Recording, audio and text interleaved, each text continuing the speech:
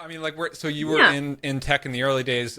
Mhm. Where'd you go from there, as in terms of like transitioning out onto your Yeah. own? So, chapter two was then my foray into the startup world as a product manager.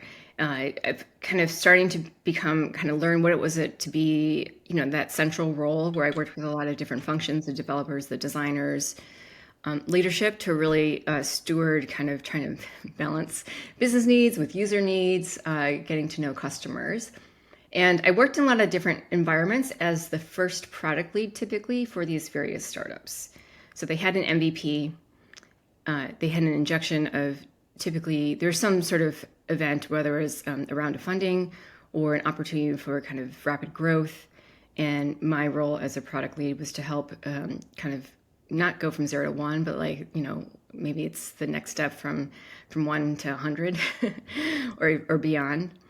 And so in that process, in kind of helping to build the organization and also looking at ways to kind of further the product itself, I learned a lot of kind of do's and don'ts around kind of how to best scale in a way that still allows to kind of for your team to grow as well, not just the product, and then also balancing the needs of the stakeholders and the users.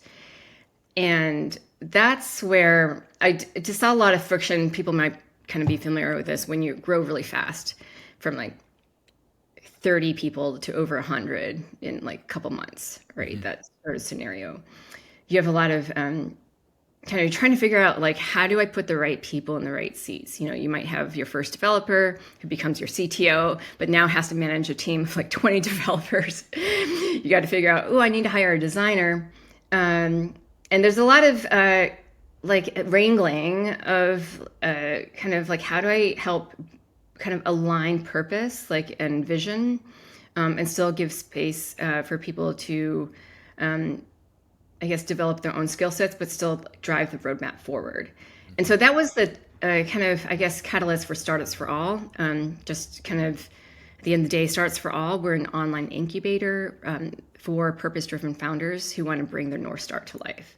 Hmm. And so most folks are at the idea stage, and we help them clarify their kind of what they care about, their product strategy, so to speak, and operate their first pilot and do it Interesting. in a way that hopefully skips a lot of the bumps that you typically see further on in your startup kind of development.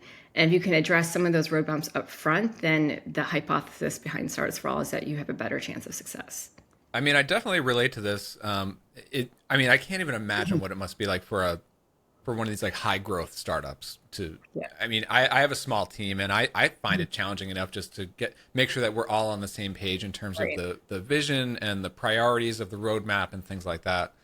But yeah, to go from my team is around, I don't know, 6 or 7 people right now, but if we're growing 10 to 20 to 100 people in a couple of months, I don't see how that works. But companies like somehow figure it out, right? Yeah, they figure Um, out, I mean, and it's tough as a leader because as you know, and I know as well, you have to wear a lot of different hats there because you're, at one point, usually early on, you're the co-founder hat, you're the product lead hat, you're doing making technical decisions as well, you're managing the investors, you're doing outreach, marketing, all these things.